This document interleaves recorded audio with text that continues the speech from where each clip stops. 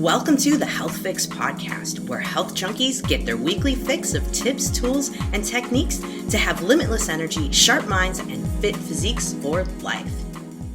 Hey, health junkies. On this episode of the Health Fix podcast, I'm interviewing Jayden Pileggi. He is a functional medicine practitioner, and he's got a great story of coming back from cancer. Now, of course, I'm going to let you listen to the podcast to learn all about that. But today we're really going to be talking about how symptoms are just signs things are off in the body, and we want to be paying attention to these things. We're also going to be talking about the foundations of health, things to be looking at. And of course, Jayden is going to give us some nuggets on what one can do while they're dealing with cancer, while they're taking chemo, to be as healthy as possible and bounce back even faster. Now, Jayden has a tricky last name and he gives me some crap for it. So it's also a little fun we have in this podcast. So let's introduce you to Jayden Pileggi. Hey, health junkies, I have Jayden Pileggi on, and we are going to be talking about functional medicine. We're going to talk about his story of how he got into it. And really the big theme that I want you guys to be thinking about during this podcast is it's never too late to start new things, and symptoms. They do not define you. They're just clues. So, Jayden, welcome to Health Fix podcast. Thanks, Jannine. Thanks for having me on. Excited to talk about my journey to where I am now and things that have happened in the past. And yeah, we'll touch a bit, I think, and we'll have a good time. Absolutely. Absolutely. I mean, obviously you were introduced to me from Paul Burgess, and he was telling me, boy, this guy, Jayden, you got to talk to him. He was the healthiest dude I knew. And then things just kind of changed for him. And he was like, I don't know. I think this is a great story that folks want to hear about, because unfortunately in this world, we tend to look at folks who are epitome of health, right? They got the nice body, right? They're eating well. They're researching health all the time. And then they get sick. This happened to my mom. She was the most, in the States, we call it granola-y lady ever.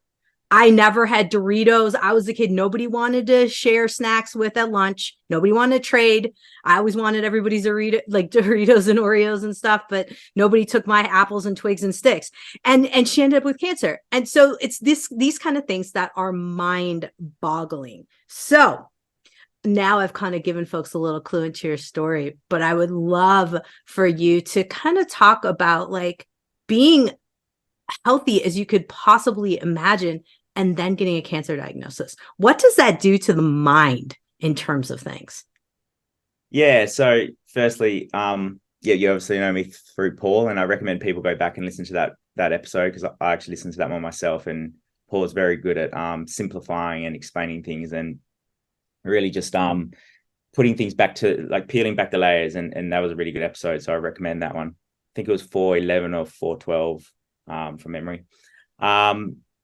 So yeah, you touched on a little bit about my story. So yes, I was like I still am actually a full health guru and exercise junkie. Although it's probably toned down as I get a bit older now. Although I'm still young. Yep, I am dialed in, and I remain dialed in, and then we'll go through all that. But there was a period in my life where I went through a health concern where unfortunately I got cancer. And if you asked anyone around me, I was probably the least likely person, by the way I looked after myself, to get cancer. However, it still happened. So you don't normally see people, I guess, or describe people who probably are extremely healthy. You know, I'm not talking myself up, but had abs and a nice body, and healthy young looking man, and that diagnosis comes along. So the former diagnosis was testicular cancer, and there's 4 types of testicular cancers, and I had the most acute or dangerous one, the one that's most likely to spread. So after getting the testicle taken out and they do a biopsy, it was found to be that dangerous cancer, and it was decided that you must undergo chemotherapy, and we need to attack this very hard. We need to go full blown at it. So most people would probably see chemotherapy as doing it across multiple months, but in this form of cancer, you do it in a couple of weeks. It's like 6 weeks of just every day hitting you every single day. And over that period of time, across that 6 week period, they call it 2 rounds of chemotherapy, and I'm getting three different types of drugs IV'd into me. It was very brutal, and you start seeing from literally the second day, your muscle depleting and your skin becoming more pale, and your over week 2 and 3, your hair falling out, and you literally become quite depressed by the end of it. Literally on the couch, unable to get up. You just a mutant of your previous self. But I was able to do a lot of things as well during that, because I had a background of knowledge of, I guess, hacking or biohacking a little bit, with which I don't like that terminology, but just coming up with some unique ways of managing the symptoms that I would have been going through, which we can touch on if you like. Yeah. I would love to hear what you were thinking, because I think a lot of people, one of the big things when someone gets a cancer diagnosis and they're super into health and wellness, they're going, do I get chemo? Do I not? Do I head for a clinic and do all herbal stuff? So would love to hear all of that. Yeah, that's a really good point, and that's something that was on my mind nonstop. I didn't want chemotherapy. I knew how bad it was and how dangerous it was and how it would impact my health moving forward. People who have chemotherapy are more inclined to potentially get cancers down the path, and amongst other host of issues as well. And I was feeling incredibly good at that time when I had the cancer diagnosis. I like wearing an Aura ring, and my HIV was, I remember my HIV was like high 80s at the time of my diagnosis. And my heart rate was low. Like there was no sign that this was cancer in me. I didn't have anything. My bloods were good. I did a because one of the drugs impacts your lungs. You have to do this lung test. I literally had to do this lung test twice, because they said your lung capacity was too good, and we're unsure that this machine is working correctly. So it was a real shock, and I didn't want to do chemotherapy. However, the survival rate for this type of cancer is very, very good. And on top of that, you are in complete stress when this is happening, and you only can hear the experts saying, "Hey, you've got this good chance of survival. We have to do it. We have to do it. We have to do it next week." It just moves so fast from the day of diagnosis to the day of surgery to the day of chemotherapy. It happens just all so fast, and you're just taken away. Yeah. So straight away, I knew that I didn't want to do this. So I started looking into every single thing that I could potentially go by that is different to chemo. I did not want chemo. And there are things, however, there's no great research, and majority of it is N=1. Yep. And it's not to say that my body is the same. And the other thing is, because there's 4 types of that cancer, everything is just testicular cancer. It doesn't say what kind of cancer it is. Right. So it's something that you're taking a huge gamble on. And I'm not saying for people not to go down that pathway, or they're going to make their own decision. But my decision was, okay, I'm young. I need to go probably through the chemo. Okay, what can I do to offset the damage of the chemo? My mind pivoted quickly to think about different things I can do to manage the chemotherapy. So some of those things were moving into, I started doing some fasting quite a bit. And this is during the chemo as well. I was doing quite a bit of fasting, which is difficult when you're doing such a hectic approach, because usually you'd fast in the lead up to your chemotherapy. But most people would have chemotherapy maybe once a week or once a fortnight, once a month. I'm having mine every day. So the fasting is very hard. But so what I did is I started fasting to the lead up to it, and then lowered my calories, where I was having like a really low calorie, like eating vegetables and olive oil and avocado. It was basically veggies and fats. And that if you want to learn more about that, there's a gentleman called Volker Longo. I'm not and I think his book is called The Longevity Diet, and I got a lot of it from the idea of that. And they you can actually buy meal kits from this company, which are quite expensive, so you can do it yourself really if you research it. I did buy a couple of kits, and then I started doing it myself. I just researched other ways because they're almost like $1,000 or something for like Wow. 3 days worth of food. So it's expensive. So you can research your own. And anyway, I basically started doing this fasting, and the idea is that people who go through chemo have less symptoms. So you get you don't lose your hair as much. You don't lose you might not get the ulcers in your mouth that a lot of people get, amongst other things. Apparently you maintain your muscle mass, although I lost a lot of my muscle. The chemotherapy just destroys your muscle.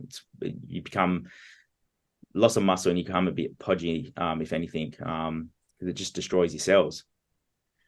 So the fasting was really efficient. I did that throughout, and that probably contributed to quite a lot of weight loss as well amongst having chemo. And then I started doing I was doing oil pulling every morning as well, because a lot of people get ulcers in their mouth from the chemo. Yeah. So every morning I'd wake up and I'd start swishing coconut oil in my mouth, which isn't the nicest way to wake up in the morning, but there's a lot of benefits to that, and a lot of people still do that. It can make your teeth whiter. It kills the bad bacteria in your mouth. Make sure you don't spit it down your drain, because it will clog up your drain, which I did not do. I didn't know. No, I knew. I did know. Oh. I did know. Oh. Fortunately, I did know. I'm just putting it out there so others know. And then I was doing things like vitamin C infusions, which can help with, just cancer. I was doing ozone therapy, which is, removing some blood out of your system. It's then oxygenating it. So oxygen on the periodic table is O2. This is like O3. So it's mixing this blood up in your arm, and it becomes this real bright red color because it's mixed with this O3 oxygen, and then they put it back into your system. And the idea is that oxygen will help, an oxygenated field will help with getting rid of, like, cancer doesn't grow in high oxygen fields, is the theory. And then I started doing it. Yeah. And then this is all through chemo, and I was doing this as I was going through chemo, with a little bit of guidance, but majority of just hardcore research. Wow. Yeah. That's impressive. Just having the diagnosis, being terrified, and then being like, I'm going to get into the research and I'm just going to go for it.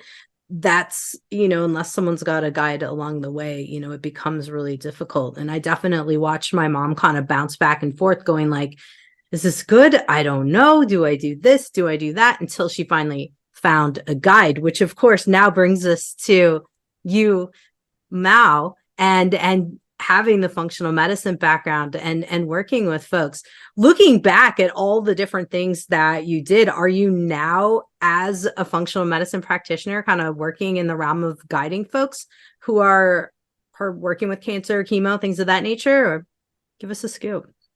Yeah, so you're right. The guidance is important, because it's there were other things I was doing that probably led to a financial stress, I guess. You're going through a lot, and it's it probably wasn't necessary, but there are things that you can do that don't cost that much. The fasting, for example, and the oil pulling to ulcers. I mean, if you're getting ulcers in your mouth, that's very uncomfortable for anyone.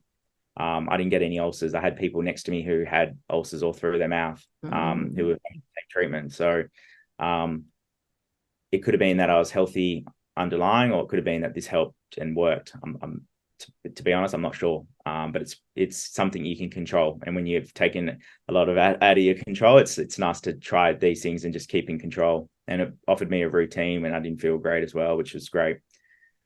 So now, so cancer kind of was the kick up the bottom that I needed to kind of realized that I just love health, and health's so important. And I started, I basically became a functional medicine practitioner. I'd gone through it after my treatment. I worked with someone. I worked with Paul, if anyone wants to know. He's great.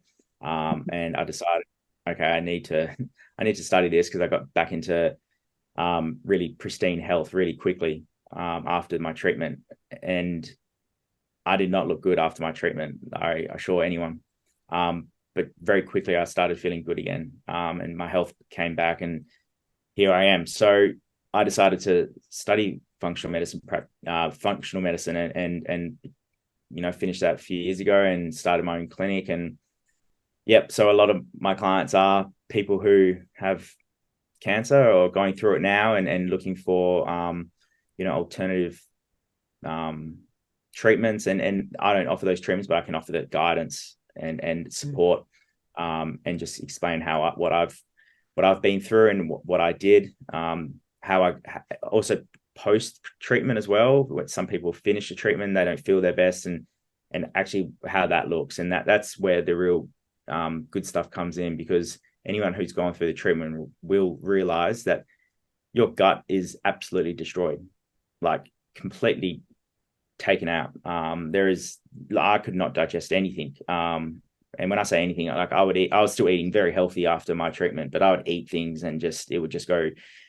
through me. My stomach wasn't great. And, that's kind of when I myself, who knew a lot, decided, no, I'm going to work with someone here, because I think the guidance is so important. Even if you think, it's important to work with someone and just get someone who can help you. And that's where Paul came in, and we worked really hard for a year. And when I say I wasn't digesting anything, I mean I was having some vegetables and it just wouldn't feel good. So it started with I actually started on a carnivore diet, which is a form of an elimination diet. And that's what it is. It's an elimination diet. A carnivore diet is an elimination. It's eliminating foods. And if you go back and listen to Paul's episode, he mentions this. I actually have a gene, which is an APO4 gene, which means high saturated fat, great for me. So eating large quantities of meat should only be for a short period of time for someone who has that allele. And I didn't continue on the carnivore diet. I did it for, I think, a 4-week period because I could only handle meat. I literally couldn't handle anything else. And when I say I ate meat, I ate brains, liver, kidney, heart, all the stuff, all the offal and all the other delicacy meats as well. I did it pretty properly. And we did it for a month, and that healed my gut. A lot of bone broths. And then we started adding things back in, and that's when I realized that this has been an effective nutrition thing for a period of time. And then we moved into adding foods and trying to eat everything and diverse. You want as much diversity in your food as possible, because that's how you get that microbiome diversity, and it's also more enjoyable. Oh, for sure. For sure. I think a lot of people don't think about how much, chemo does trash the gut microbiome until they go through it or have a family member that goes through it. And unfortunately, what I've seen happen very often is people will gravitate towards the processed foods because they're easier to digest. And they'll say, I can't tolerate the veggies anymore. I can't tolerate certain things anymore. So it's good to hear you kind of explain how, the process worked. Were you doing certain types of probiotics, or were you doing it in the form of yogurts, fermented veggies, all of the above? Yeah. Just on your first point, it's very interesting. So I eat very healthy all the time. Food is medicine to me. And I was craving during the process of chemo the most, I was craving sausage rolls, 2-minute noodles for whatever reason. I haven't had them I had them as a child, very rarely, but I don't know how they came to my mind even.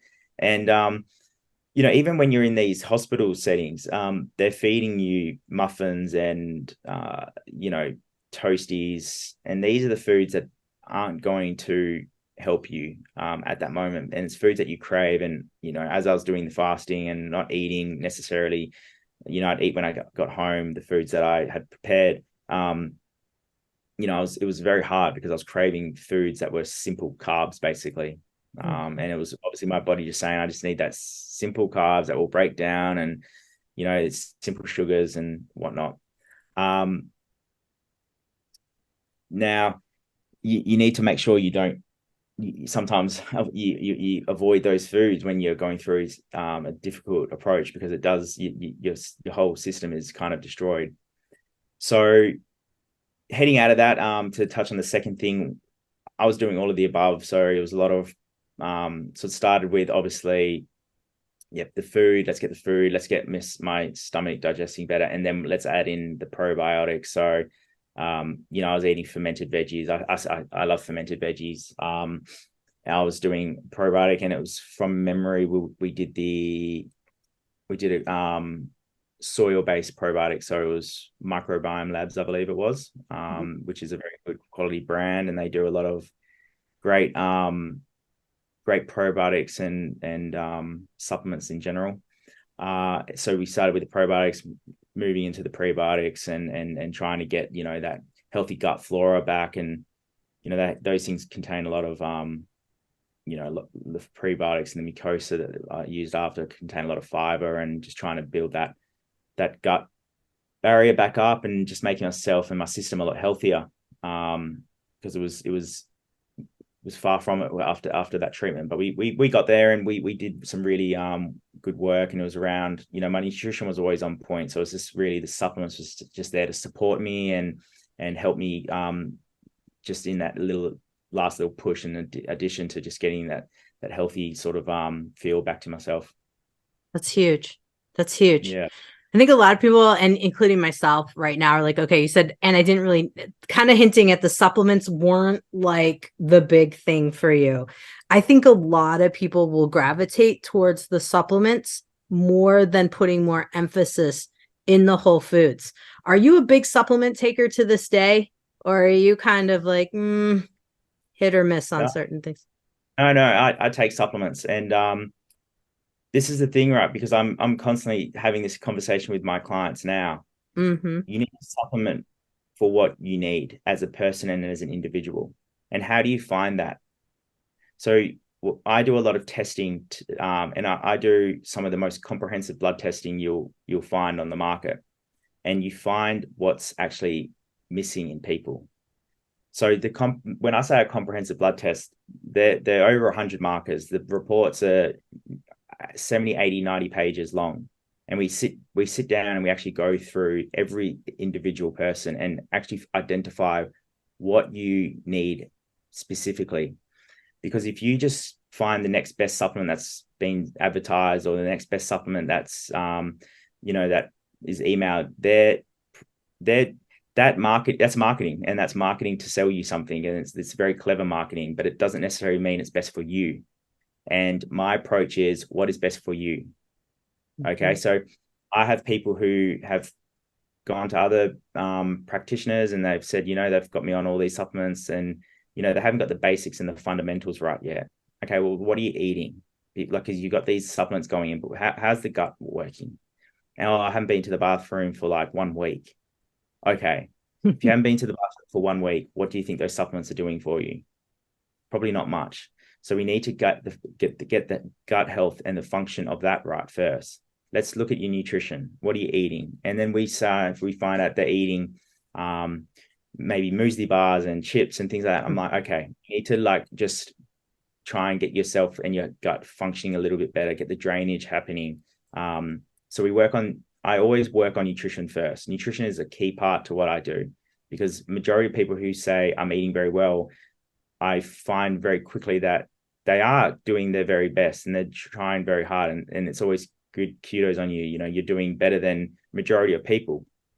However, how about we try and change a couple of things and see how things go? And all of a sudden you get them on board, because literally in 2 days, they start feeling better. Oh, I'm waking up feeling a little bit well rested today. I feel like going to the gym. I have a bit more energy. I'm not feeling tired during the morning. I'm sleeping better. Things happen very quickly, and I'm talking about in that first few days. And it used to shock me a little bit. It doesn't anymore. And it's about getting the fundamentals right. So if you go on my website, you'll see my logo. My logo has 5 things, and it's nutrition, exercise, sleep, stress, and relationships. And those are the 5 things that if you can get healthy and you can fundamentally improve, then we start to see really good changes, way more than any supplement.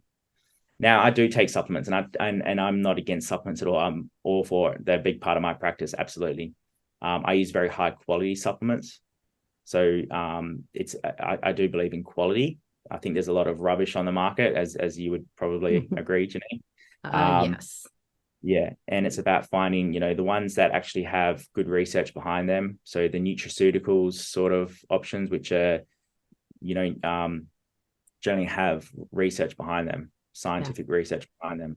And, good botanicals, which have been around for years as well.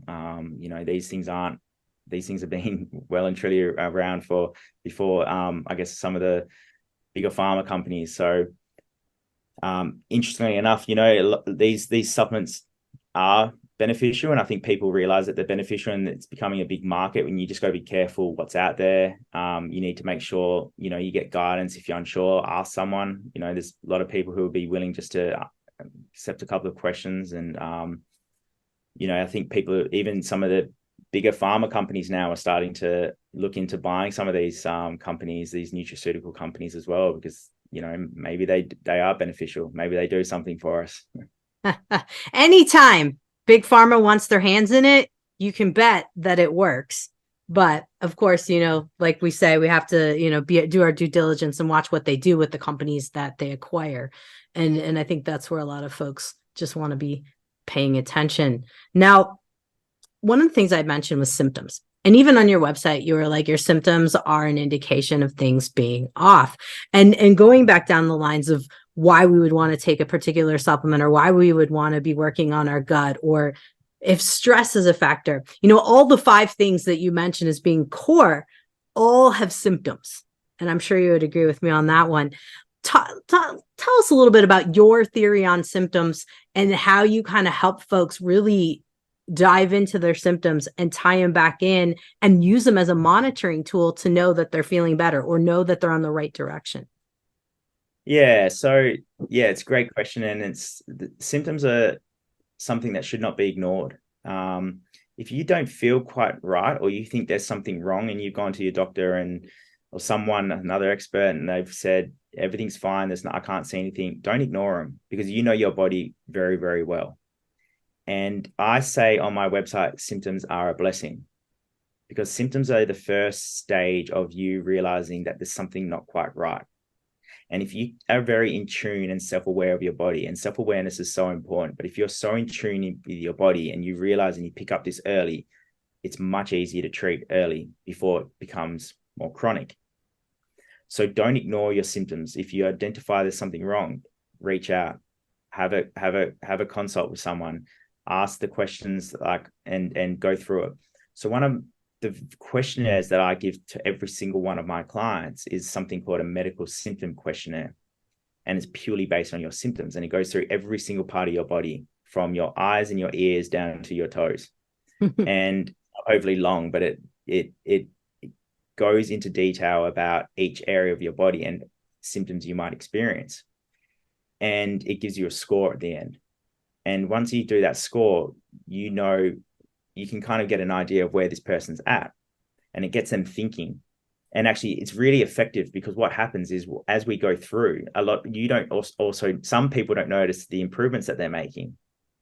So when, for example, you're working with someone and they're like, oh, I'm not sure if it's like, where we're at, what is it, how are we working? Because most people are focused on things like weight. Weight to me, it's like going to happen. Like it's not necessarily easy for everyone to just lose weight, but it's inevitable. It is inevitable. You will drop weight. But what people don't see is that they see weight as a weight on the scale, and a weight on the scale is rubbish. But all of a sudden I get the medical symptom questionnaire back up, and I say, okay, how is your skin looking? How's your hair looking? How is your jeans fitting? And then all of a sudden we've seen that these things have all dropped down, and their score from the start to 3 months worth of work has halved. And I'm like, oh, you're telling me that, oh, maybe things aren't working because you're focused on the weight. The weight will happen. The weight just needs to reduce the inflammation. This will all happen. But we start seeing really good results because the symptoms are reducing. And they're like, oh, yeah, actually, I am feeling better there. Oh, I don't have that brain fogginess anymore. I'm sleeping better, and things have improved. And it's a really effective strategy and tool to use for some people. Yeah, I love that. I love that because yes, I mean, it doesn't go by without a week or two where I get an email from someone, mostly women, saying, it's been 2 weeks and I haven't lost weight, you know, and it's like, oh, but you just told me you're sleeping through the night and you told me this, but I don't care. I want the weight gone. It's like, oh, so. And it's you know, and it will happen. It will happen. And it's about being consistent. It's about following the guidance of the person you're putting some trust in. Now, you're going to remember that the thing that we do is we provide certainty into what for people. We provide certainty in how you eat and what you drink and what supplements you take to make sure that you are following a plan that's specific and individualized for you. And it will happen, and it just takes time. And the we all focus on the way we look on the outside, because the way we look on the outside is what everyone sees. But the important stuff is how you feel on the inside. I've had people, and I'm a really good example of this actually, because the way I looked on the outside was extremely healthy and fit, but I had cancer, and that impacted me, my mental capacity as well. That it impacted me. And the fortunate thing is, it's because I was so healthy on the overall, I bounced out of that very quickly, and I was very quickly in a great state, much faster than I would have ever hoped for. But just because you're healthy on the outside, and doesn't mean that you're healthy on the inside. And some of those people are the people who are just hitting the gym all day and just spending their entire life in the gym, maybe aren't happy because they're always searching for something that will, I can always get a better body. I can always look better. I can always look better. But the important thing is how you feel. And if you're feeling, you're sleeping, and you're managing your stress, and you have really healthy relationships, and you're eating good food around happy people, that's priceless. That's health.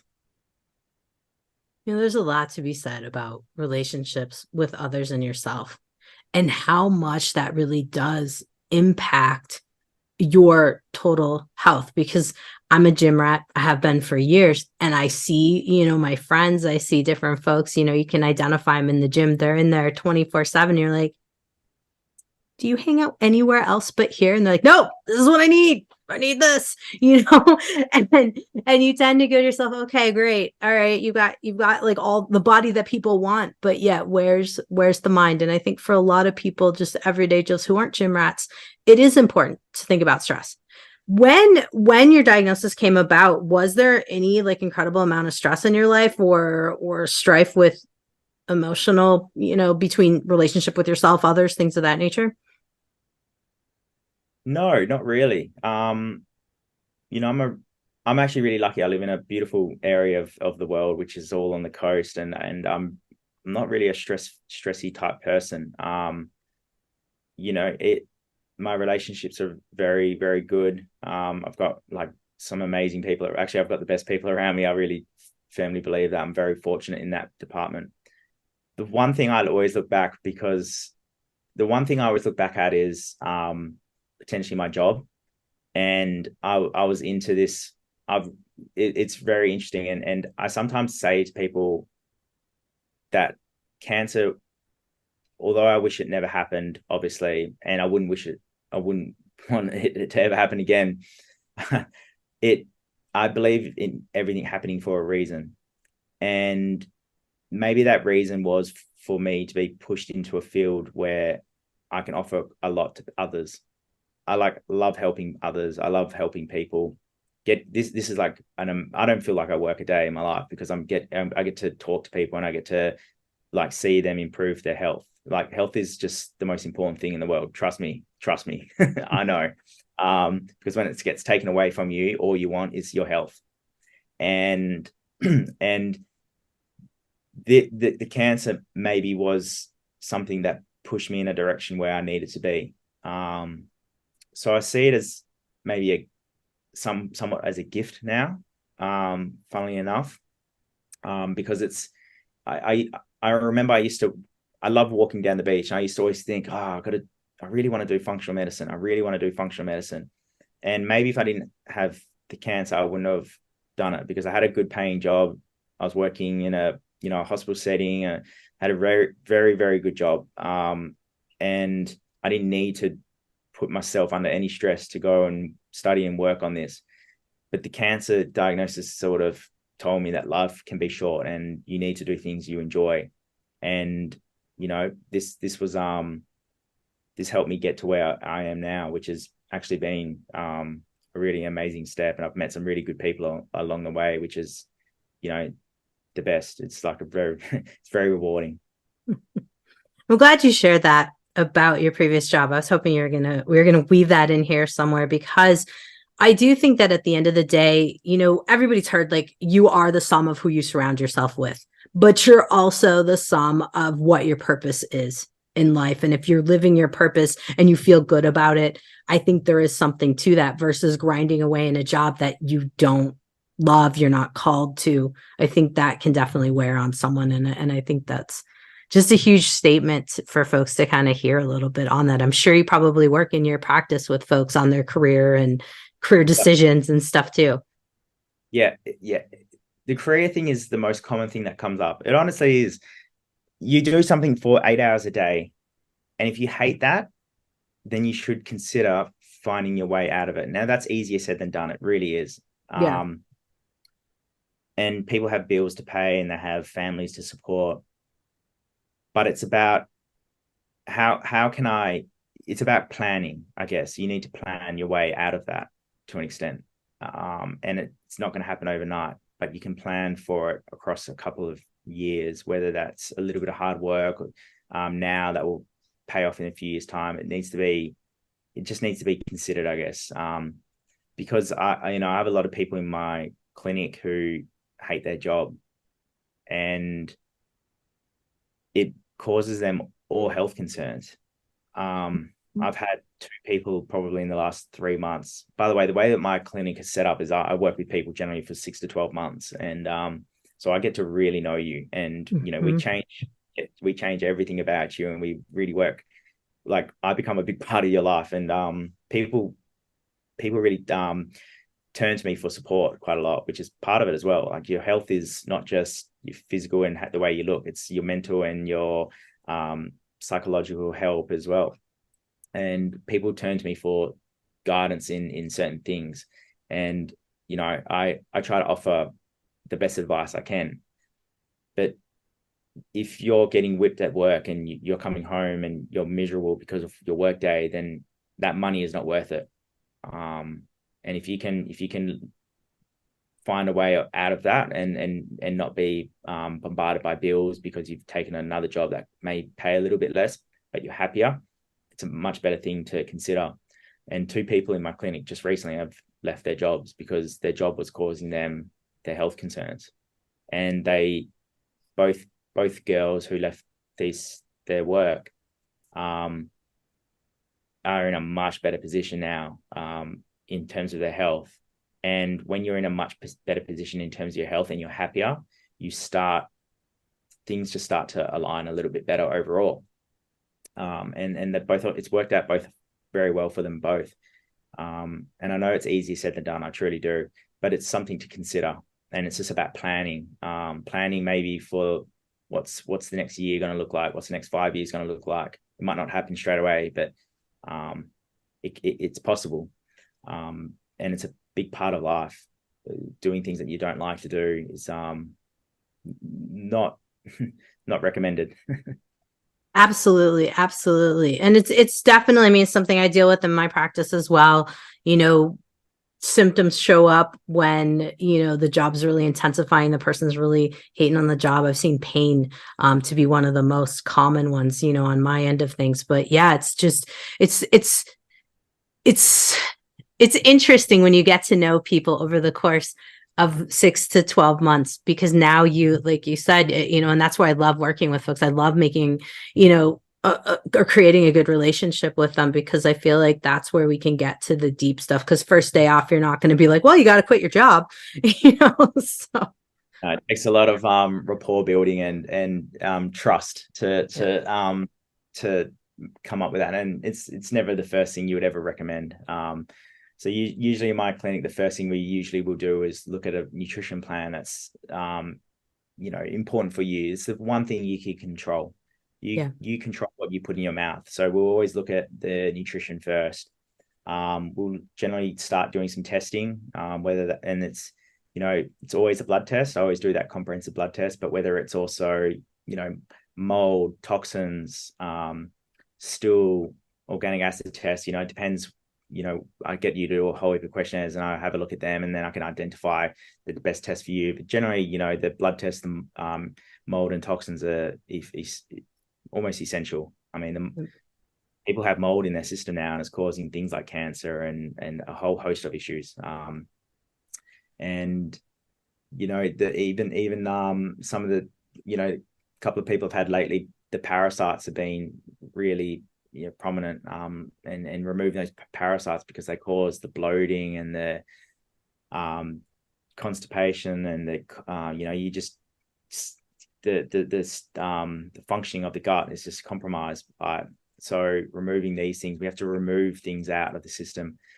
So it's always, test and treat with the nutrition first. And then we start looking at, how your movement is. And I'm not trying to overwhelm you. Actually, quite often, a lot of people that I have in are people who are exercising every single day. And I'm trying to say, whoa, like pull back a little bit. Like this is too much. This is stressing the system. And we try and find other things that they can do in that time, because quite often it's the habit of, I like to go to the gym, or I want to go to the gym. It's what I do at that time. I'm like, okay, well, let's put in some yoga. Let's put in some saunas. Can we go for a walk down the beach, shoes off, get some grounding on, get the sunlight in your eyes, go for a swim. They're things that are a little bit more relaxing, that don't cause stress on the system. Again, it's actually reducing the stress. And then once we get the testing back, then we can start putting up a proper plan with what you're missing, where the vitamins and the minerals are, how your gut function is, where's the dysfunction occurring. The blood test that comes up literally tells us where the dysfunction is occurring, with which system it's occurring in, how we can then support it best. So it's a really methodical way of doing things, but the results are astounding. I'm truly amazed. And it's very empowering as well. It's like what you put into what I recommend and suggest is what you'll get out. And the people who follow it more clear, like there's people who are a little bit like me, who are like, whatever you say, I'll do 100%, I'll do. And those results that they get are incredible, like actually amazing. Like, and I'm talking very quickly as well. So it's very empowering when you're putting in the work and the effort, and you get these amazing results from these symptoms you've been experiencing for so long, and all of a sudden they're gone. And actually now you're seeing like results that you're so wanting. You've been spending 7 days in the gym, an hour a day. You've never been able to achieve that, but in 6 weeks you've achieved those results. And you can go on my Instagram, have a look at that. There's photos there of people who have achieved some really good results, and it's all through just aligning their lifestyle. It's lifestyle medicine at the end of the day.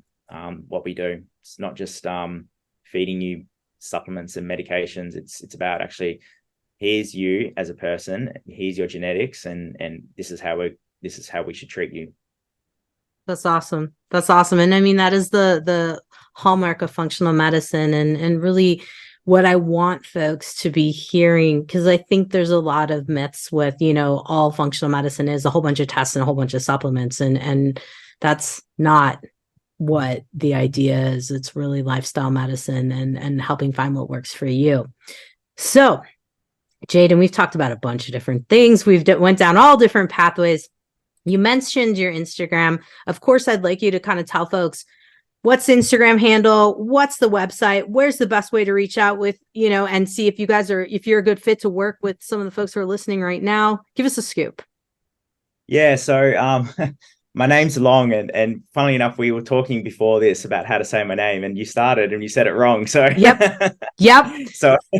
So for that reason, my Instagram isn't my name because it's too long. So it's JP_functional_medicine, JP functional medicine.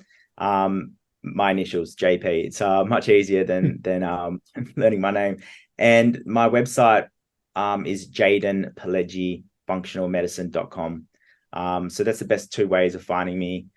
On my website, I offer a free consultation. So, we can talk about absolutely anything. I usually book them in for 30 minutes. They always go way longer than that. I'm very free with my time. Like I like to help and support people. And so if you want to consult, just top right-hand corner, you can just book that and we can arrange a time to chat.